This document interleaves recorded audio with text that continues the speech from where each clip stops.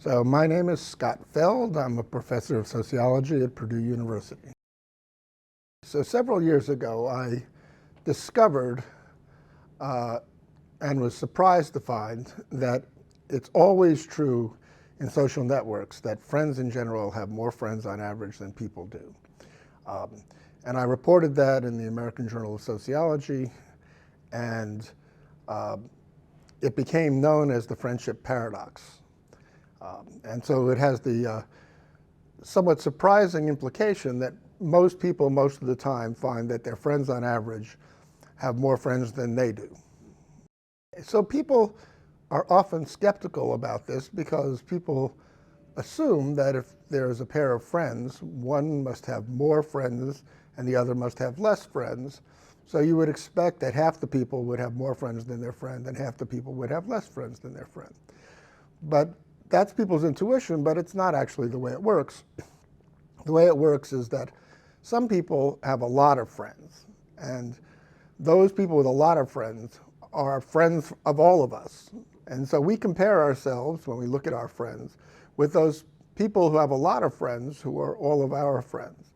And we hardly ever notice those people who are not our friends, who have few friends. So each of us seems to be thinking that our friends have more friends than we do, which they in fact do, because our friends are the people who are friends of everybody.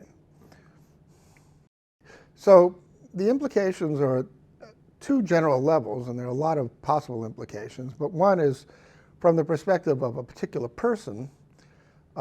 It means that when people look out at their friends as a window on the world, they're getting a biased sample of the world. They're seeing a disproportionate number of people with a lot of friends, and that could make one feel inferior, deprived, or less accomplished than those people with a lot of friends.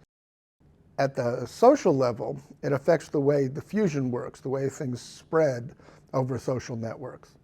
So it turns out that if friends have more friends than people do, it also means that they are exposed to more things like diseases, new ideas, misinformation than people are. And then the people then get those things, whether it be a disease, misinformation, good information, new ideas, more often from their friends than they give them to their friends.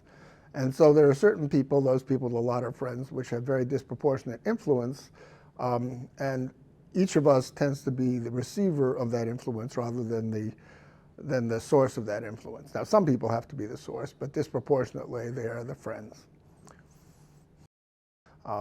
So if you want to stop the spread of a pandemic, you really would like to vaccinate people's friends more than you'd want to vaccinate random people.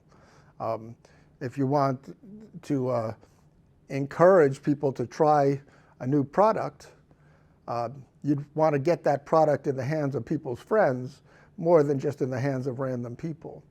And so there are a lot of other implications like that that suggest that if you want to either encourage or discourage the spread of something on a network, or if you just want to predict the spread of things on a network, you need to pay attention to people's friends rather than random people.